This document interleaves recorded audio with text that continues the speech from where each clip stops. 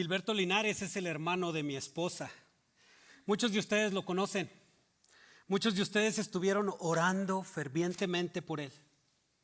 Mi cuñado fue diagnosticado con una enfermedad terminal en su hígado. Solo un trasplante le daría las mayores probabilidades de vida.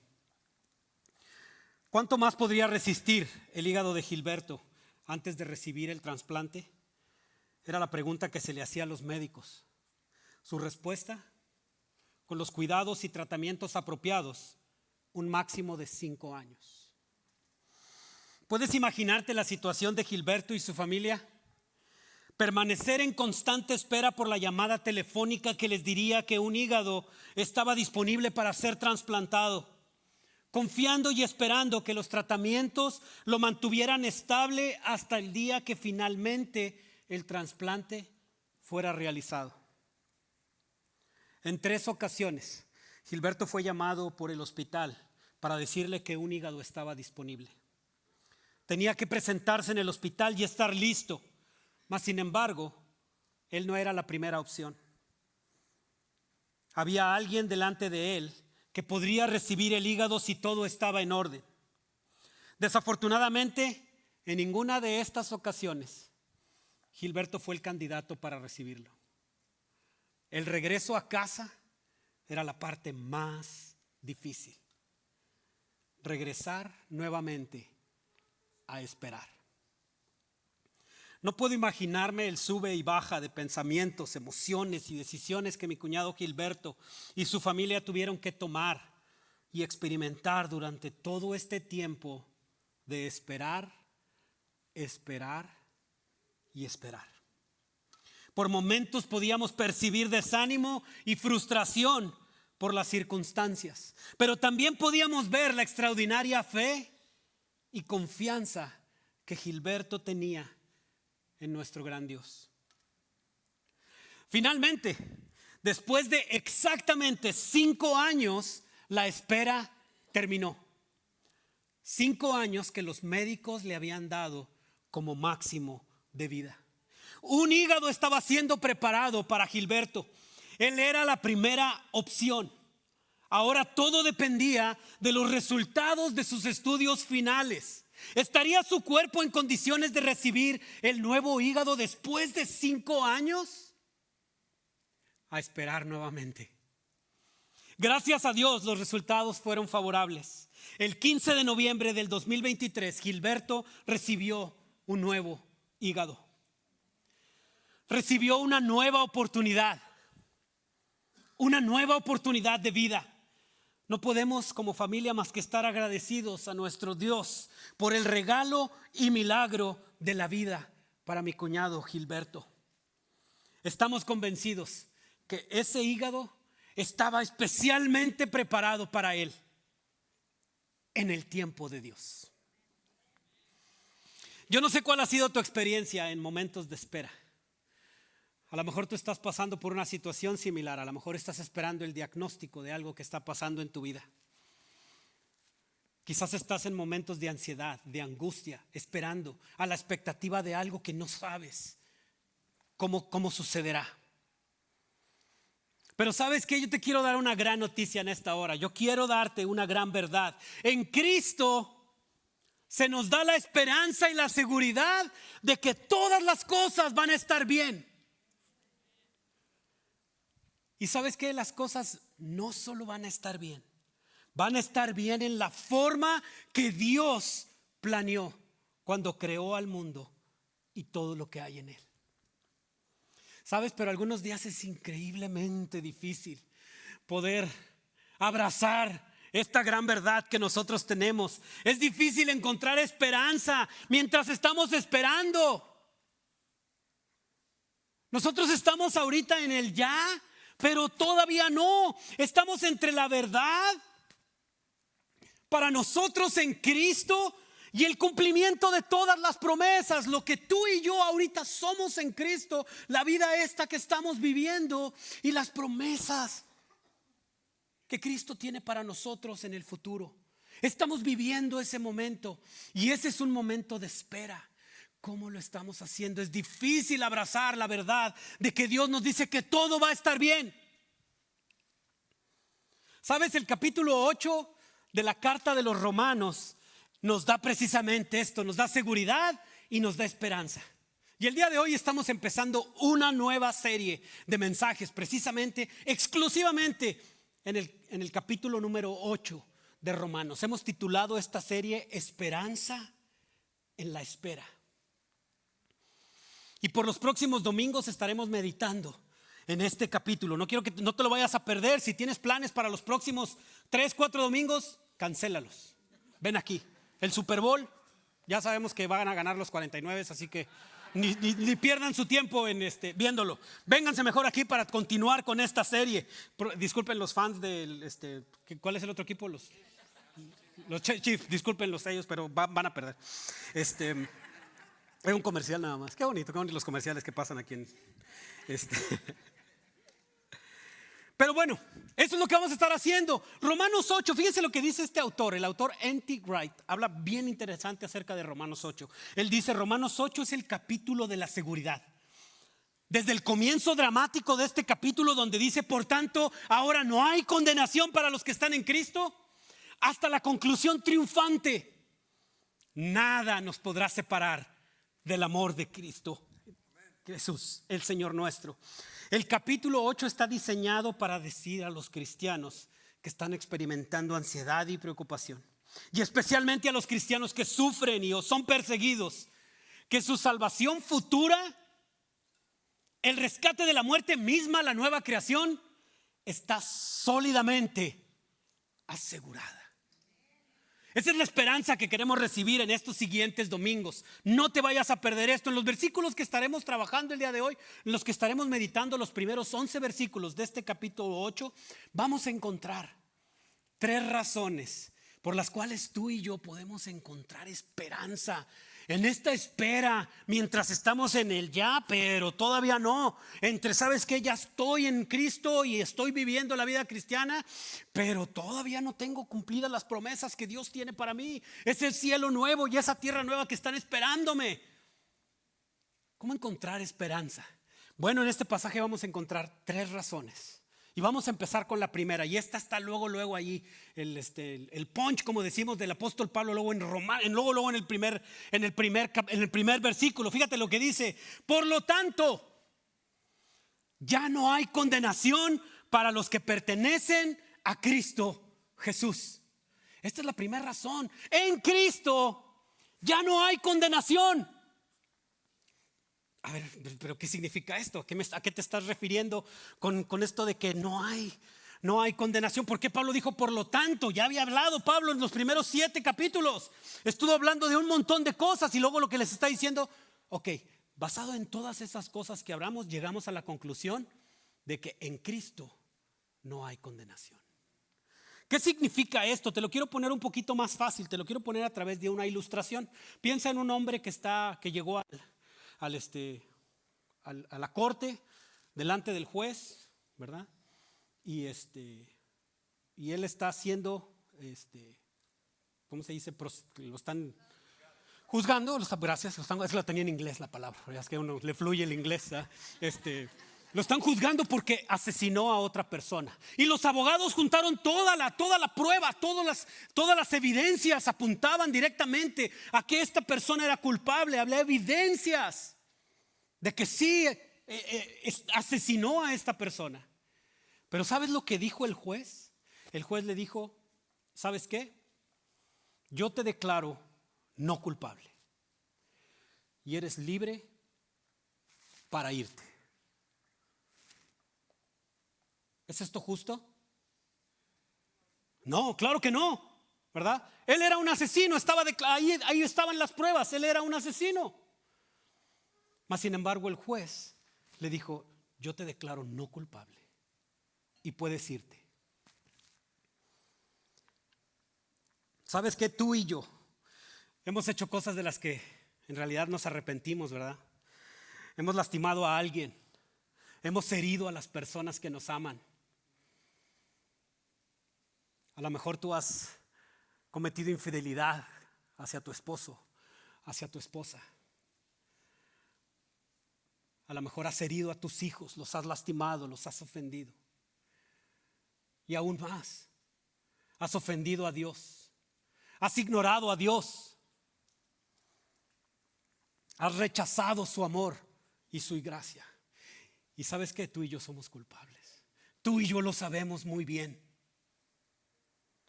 Pero con todo esto, este pasaje nos está diciendo que no somos condenados cuando estamos en Cristo.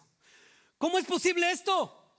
No entiendo. ¿Cómo es posible que ya desde el primer versículo me está diciendo que ya no somos condenados? ¿Por qué? ¿Por qué es posible esto? Bueno, los siguientes versículos nos contestan esta pregunta. Vamos al versículo número 2 y el 4. Y dice el versículo del 2 al 4: y porque ustedes pertenecen a Él, el poder del Espíritu que da vida los ha libertado del poder del pecado que lleva a la muerte. La ley de Moisés no podía salvarnos porque nuestra naturaleza pecaminosa es débil. Así que Dios hizo lo que la ley no podía hacer. Él envió a su propio Hijo en un cuerpo como el que nosotros los pecadores tenemos. Y en ese cuerpo Dios declaró el fin del dominio que el pecado tenía sobre nosotros mediante la entrega de su Hijo como sacrificio por nuestros pecados. Lo hizo para que se cumpliera totalmente la exigencia justa de la ley a favor de nosotros, ya que no seguimos a nuestra naturaleza pecaminosa, sino que seguimos al Espíritu. Para entender un poquito Pablo, cuando él está escribiendo esta carta a los romanos, tenemos que tener un poquito de contexto. Déjame dártelo rápidamente. Cuando el apóstol Pablo está hablando acerca de la ley, porque habla mucho en la carta a los romanos y específicamente también en este capítulo, habla acerca de la ley. Cuando se refiere a la ley, está refiriéndose a la ley de Moisés, a la Torá. ¿Okay? Estos son los primeros 5 libros del Pentateuco, ¿verdad? Los primeros 5 libros de su Biblia, que son Génesis, Éxodo, Levítico, Números y Deuteronomio. Así se lo sabían, ¿ah? No se me olvidaron a mí, ustedes me lo recordaron. Esa era la Torá, ¿verdad? Y fíjense, la Torá era un código, era un pacto entre Dios y el pueblo de Israel, allá en el Antiguo Testamento, ¿ok? Y este pacto, Dios se los reveló al pueblo de Israel. Por medio de ella les enseñó quién era Él como Dios. Les enseñó cómo acercarse a Dios, lo que estaba esperando de ellos como pueblo. Y la Torá era especialmente entendida por los judíos como el medio para ganarse el favor de Dios. Ahora, la ley que Dios le dio al pueblo de Israel venía con una promesa y con una bendición. Dios les dijo: guarda mis mandamientos y te bendeciré. Y si tú has leído el Antiguo Testamento y la historia del pueblo de Israel, te vas a dar cuenta que tristemente el pueblo de Israel no guardó los mandamientos. Ahora también tenemos que considerar que esta carta a los romanos pues está dirigida a los cristianos de hace pues un montón de tiempo, ¿verdad? ¿Cuándo se escribió? ¿Saben más o menos la fecha que se escribió? Pues yo no sé, pero se escribió hace mucho, ¿verdad? Dijeron que se escribió hace mucho la carta a los romanos, allá por el primer siglo, ¿verdad? Y está escrito a los cristianos de Roma que estaban precisamente viviendo en Roma. Y había 2 tipos de personas, 2 tipos de cristianos que se encontraban en la iglesia de Roma. Estaban los cristianos judíos, los que eran de descendencia judía y que creían y conocían la Torá, se la sabían de memoria, la obedecían y al pie de la letra la seguían. Pero también estaban los cristianos gentiles, aquellos que no eran de descendencia judía, que no entendían ni siquiera de qué estaban hablando cuando se estaba hablando de la Torá. Esos son los 2 tipos de creyentes que están en la iglesia de Roma. Y a esa audiencia el apóstol Pablo está escribiendo en Roma. Entonces les está escribiendo cosas que ellos están completamente familiarizados. Cuando él está hablando acerca de la ley, pues dicen, está hablando acerca de la Torá y de todo esto que yo ya me sé. O los cristianos gentiles decían, híjole, pues yo no sé de qué me estás hablando, Pablo. Pero empiezas a hablar de Cristo. Ese sí los conozco, ese sí yo sé qué onda con él. Esa es la audiencia a la que Pablo está escribiendo en estos capítulos. Ahora en el capítulo 7, en el capítulo anterior a Romanos 8, Pablo explica que la ley en sí es buena, la ley era buena. Pero sabes una cosa, y en ese mismo capítulo la ley nos dice que la ley no tenía la capacidad de tratar con el asunto del pecado del hombre. Pablo dice que la ley reveló el pecado, sacó a la luz el pecado, y la ley no tenía poder para poder eliminar el pecado. Él mismo en Romanos 7:10 dice, entonces, dice Pablo, él era un conocedor de la ley, él sabía lo que contenía la ley, sabía el pacto que había con Dios, y dice, entonces me di cuenta de que los mandatos de la ley, que supuestamente me iban a traer vida, me iban a traer una relación con Dios, trajeron en cambio muerte espiritual. Así que la ley de Moisés se convirtió en la ley del pecado y de la muerte. Ahora vamos a regresar a la pregunta que nos habíamos hecho. Está bien, ya sabemos que en Cristo no tenemos condenación, pero ¿cómo sucede esto? ¿Por qué? ¿Por qué sucede esto? Precisamente estos pasajes no lo dicen. Pablo habla del pecado durante toda la carta de Romanos, habla sobre el pecado. Ustedes si lo han leído van a empezar a ver ahí en Romanos 3, en Romanos 6, que el pecado esto, que el pecado aquello, que el pecado trae vida, que las consecuencias del pecado son estos. Es una fuerza cósmica de la cual Pablo está hablando, una fuerza oscura dominante, así lo describe Pablo. Un poder que la ley no podía derrotar, estaba por encima de la ley de Dios que estaba poniendo. El versículo 3, fíjate lo que dice, cómo Dios es grande y cómo rompió con esto. Dice, Dios envió a su propio Hijo en cuerpo, como el que nosotros los pecadores, como tú y yo tenemos, y en ese cuerpo Dios declaró el fin del dominio del pecado que el pecado tenía sobre nosotros mediante la entrega de su Hijo como sacrificio por nuestros pecados. Esa ley que no tenía el poder de eliminar el pecado del pueblo de Israel, Dios lo hizo a través de su Hijo Jesucristo, a través de su muerte, a través de su sacrificio. Por su sacrificio el pecado tuyo y mío fueron eliminados. El poder, la influencia que tiene el pecado sobre ti y sobre mí han sido eliminados por el sacrificio de Cristo.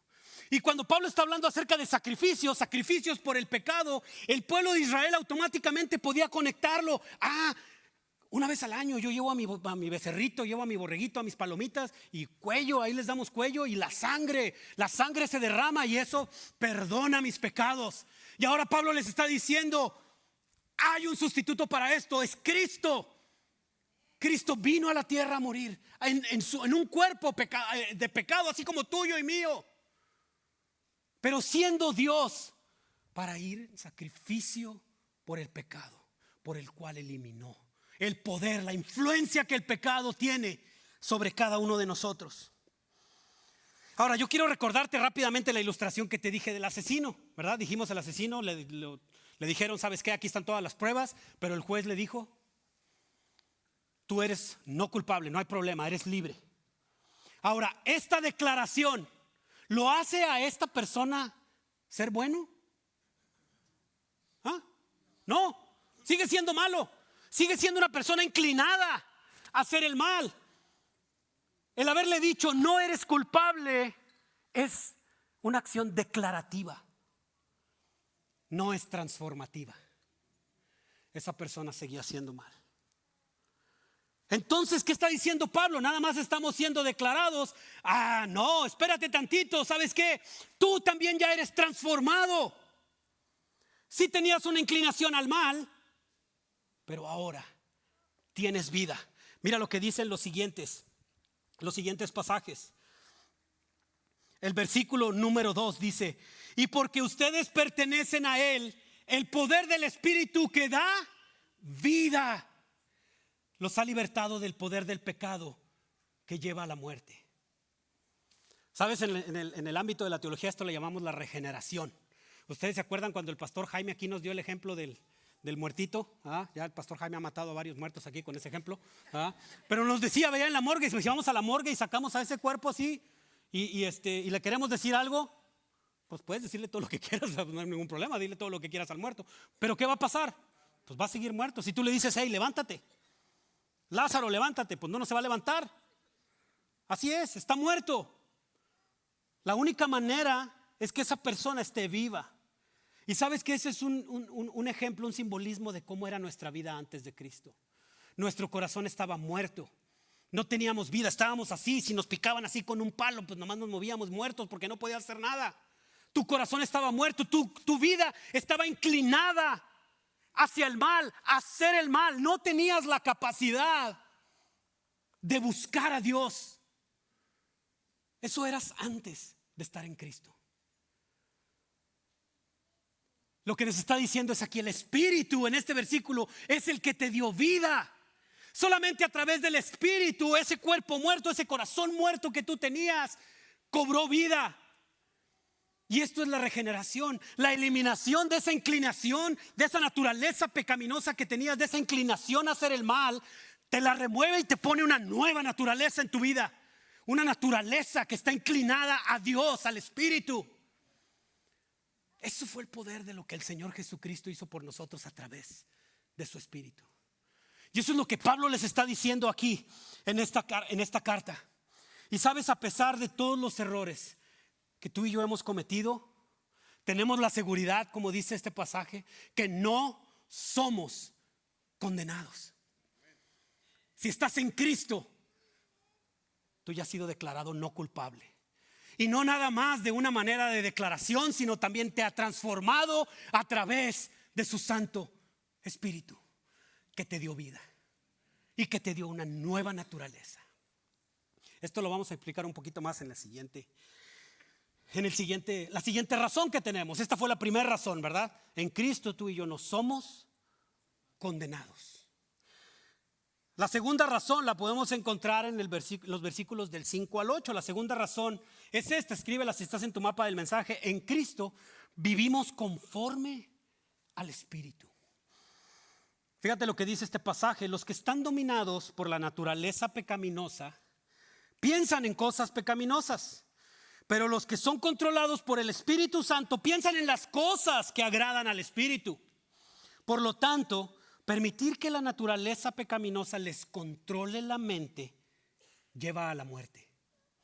Pero permitir que el Espíritu les controle la mente lleva a la vida y a la paz. Pues la naturaleza pecaminosa es enemiga de Dios siempre. Nunca obedeció las leyes de Dios y jamás lo hará. Por eso los que todavía viven bajo el dominio de la naturaleza pecaminosa nunca pueden agradar a Dios. Este pasaje nos está dando dos tipos, que hay dos tipos de personas, ¿verdad? Así como había dos tipos de personas allá en los cristianos de Roma, nos está diciendo esto: aquellos que viven conforme a su naturaleza pecaminosa y aquellos que viven conforme al Espíritu. Ahora, ¿qué nos está queriendo decir Pablo? Aquí es muy importante entender el mensaje. Si ustedes tienen otras revisiones, yo estoy utilizando la Nueva Traducción Viviente, y en esta Nueva Traducción Viviente utiliza la palabra naturaleza pecaminosa. La ha usado varias veces durante este pasaje, ¿verdad? En otras versiones ustedes van a poder encontrar que dice que es la carne. La carne es la inclinación que tenemos. Bueno, la naturaleza pecaminosa, en este sentido, lo que es carne, sarx en el griego, esta es la palabra, nos da a entender la orientación humana que tiene el ser humano a pecar. Orientación humana a pecar, la tendencia humana a rebelarse contra Dios. Esta es la naturaleza pecaminosa. En este sentido se utiliza en este pasaje cuando Pablo está hablando a los romanos. Entonces, ¿a qué se está haciendo? ¿Qué diferencia está haciendo? ¿Cuál es la diferencia que está haciendo el apóstol Pablo entre estas dos personas? Bueno, a grandes rasgos, Pablo está hablando acerca la diferencia que hay entre vivir conforme a la naturaleza pecaminosa y vivir conforme al Espíritu es la lealtad. ¿En quién está puesta tu lealtad? ¿Bajo quién estás siendo gobernado? ¿Quién está dominando tus pensamientos, tus emociones y tu voluntad? ¿Bajo el reinado de quién estás? Todos estamos bajo el dominio de alguien, todos estamos bajo el reinado de alguien. Yo, por ejemplo, yo estoy bajo el reinado y el dominio de mi esposa. ¿Verdad? Amén. Ya se escucharon varios. El primer amén fue el de mi esposa. Dijo amén, ¿verdad? Sí, si mi esposa me dice, hey, ve a echarle gasolina al carro, pues voy a hacer gasolina al carro. Mi esposa me dice, ve a comprar la despensa, voy a comprar la despensa. Mi esposa me dice que me calle, pues me callo, ¿verdad? Todos estamos bajo un dominio y esto es lo que Pablo nos está... Sí, es cierto, es cierto. Mi esposa dice, no es cierto. Mi suegra ha estado oyendo con nosotros, ya puede decir que sí. También dijo amén. Pero bueno, todos estamos bajo el reinado de alguien. Y fíjense, Pablo nos está diciendo esto en este texto, ¿verdad? Nos está diciendo, si se fijan, varias veces usó la palabra mente también, ¿verdad? En este sentido, él está usando nuestra mentalidad, nuestra tendencia, lo que nosotros, nuestra tendencia a nuestros patrones de conducta, nuestro modo continuo de pensar, la dirección en la cual nos dirigimos.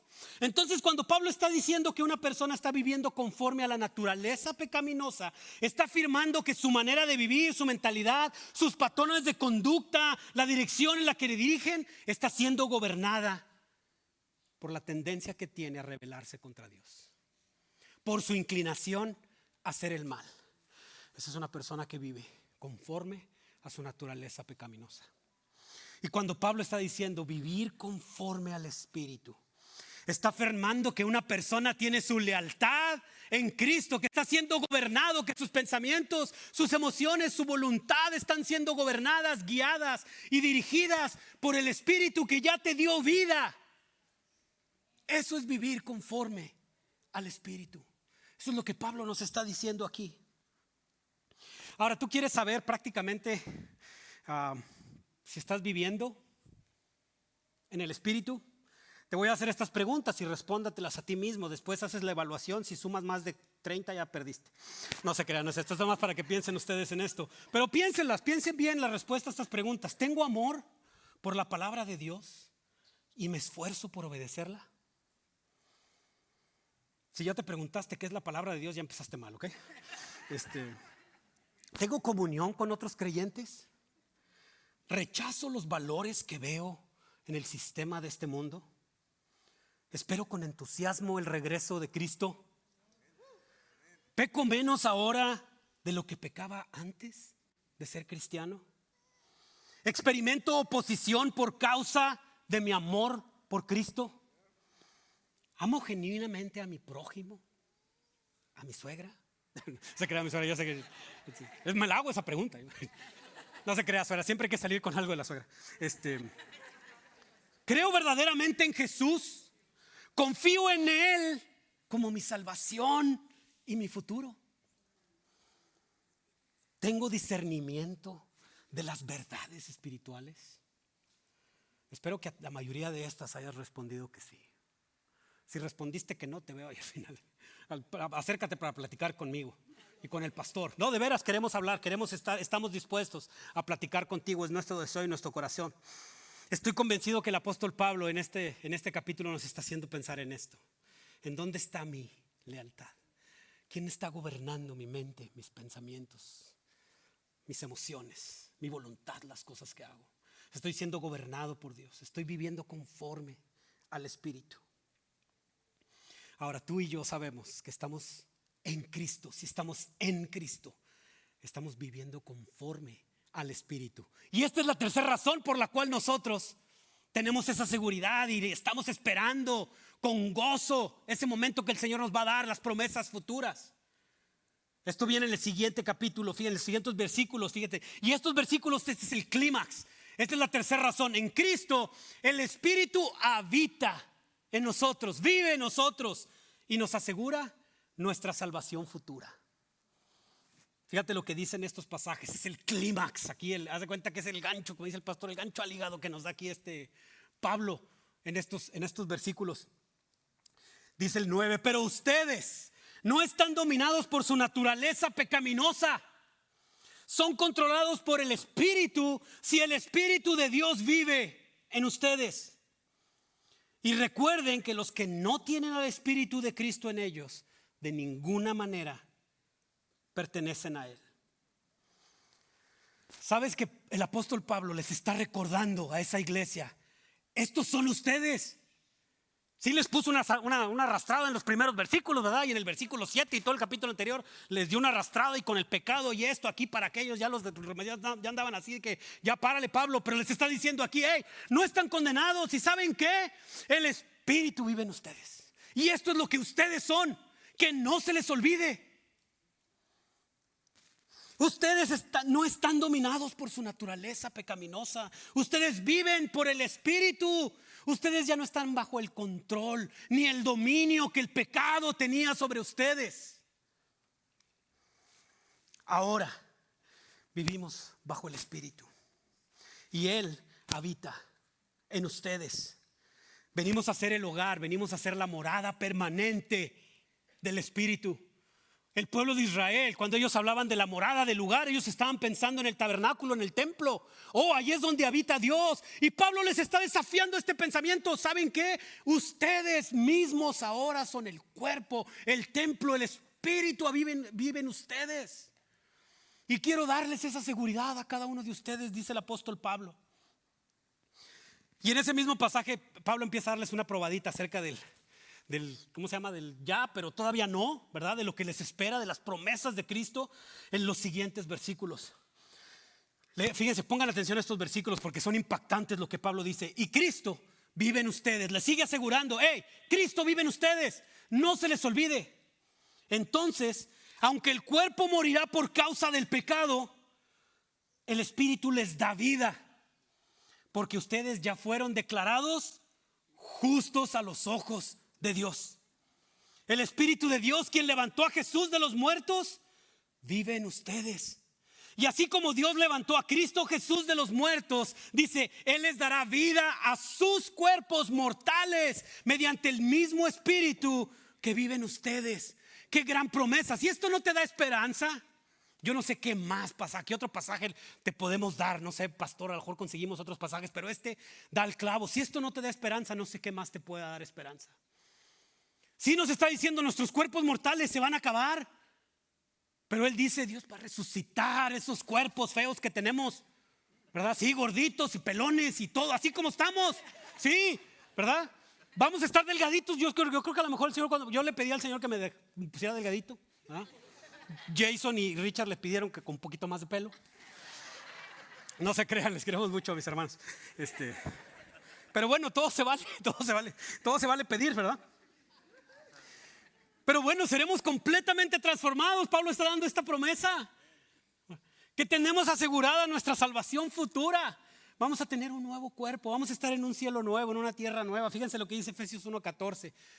Si este pasaje no te dio seguridad, escucha este. El Espíritu es la garantía que tenemos de parte de Dios de que nos dará la herencia que nos prometió y de que nos ha comprado para que seamos su pueblo.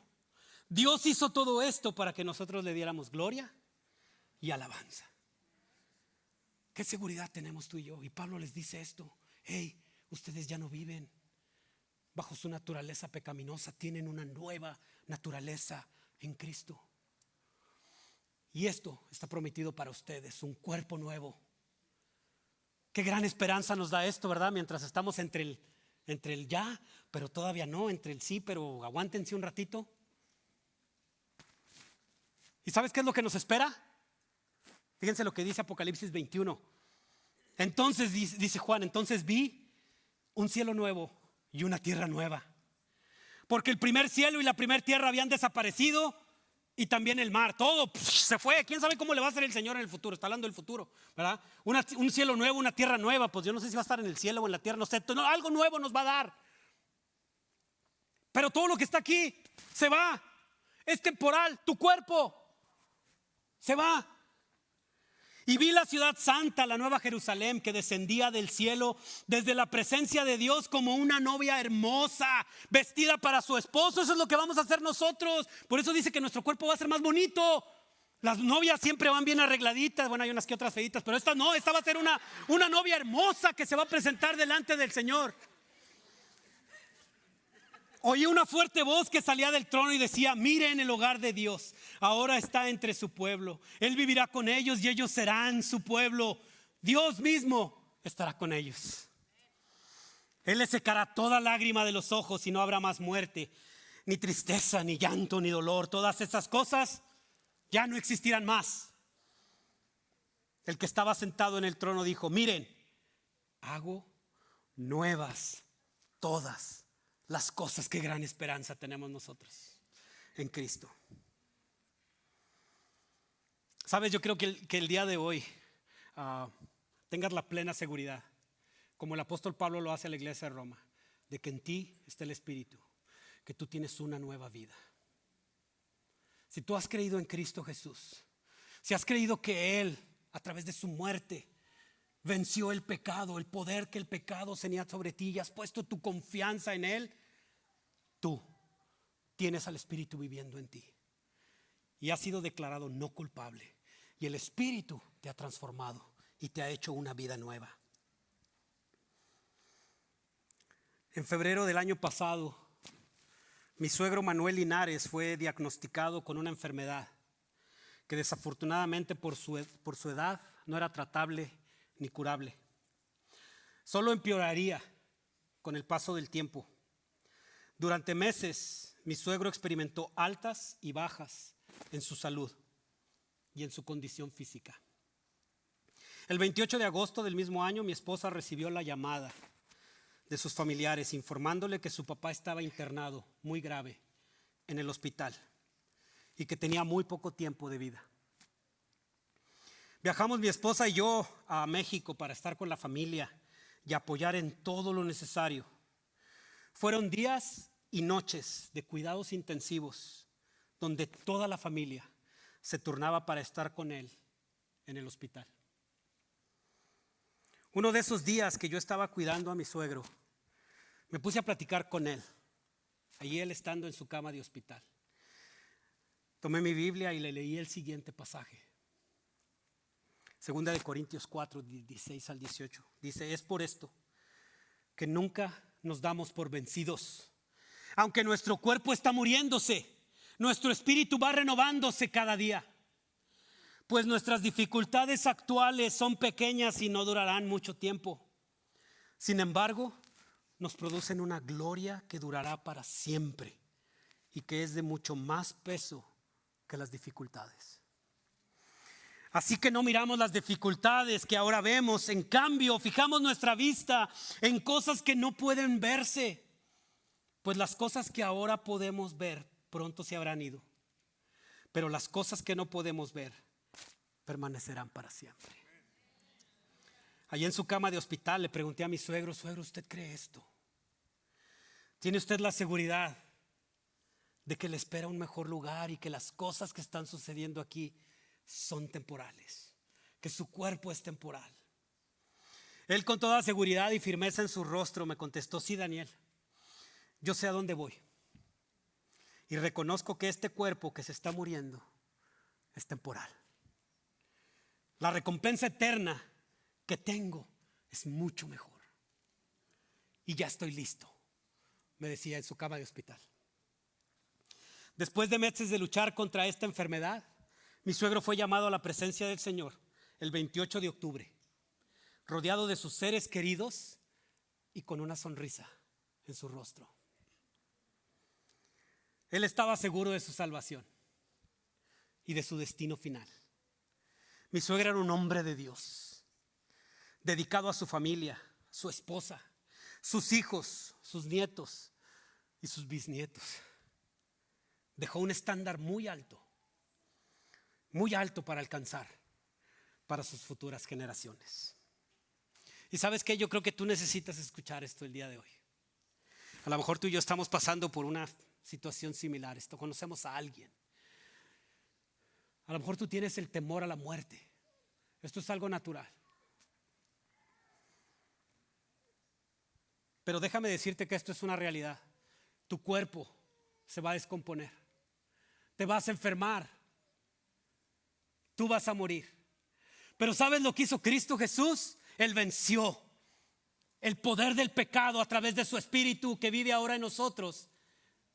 Y con eso venció a la muerte. Y la muerte ya no tiene poder sobre ti y sobre mí. Si tú estás en Cristo, ya no eres condenado. El Espíritu Santo vive en ti y vas a tener la promesa de un cielo nuevo y una tierra nueva, un cuerpo transformado. Y si tú aún no estás en Cristo, no has puesto tu confianza en Él, yo te quiero invitar que el día de hoy no te vayas de aquí sin poner tu confianza en Cristo y creer en las promesas que Él tiene para ti.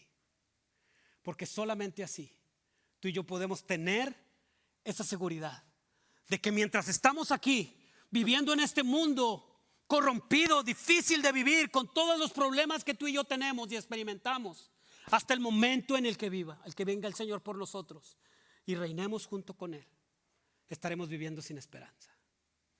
Pero el apóstol Pablo nos está dando esperanza a ti y a mí en este momento. Yo quiero invitarte a que des ese paso.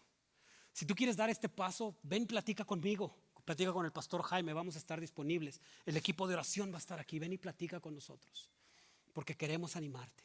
Queremos que tengas esta seguridad, que estas 3 razones que vimos el día de hoy sean una realidad en tu vida mientras estamos esperando entre el ya, pero todavía no.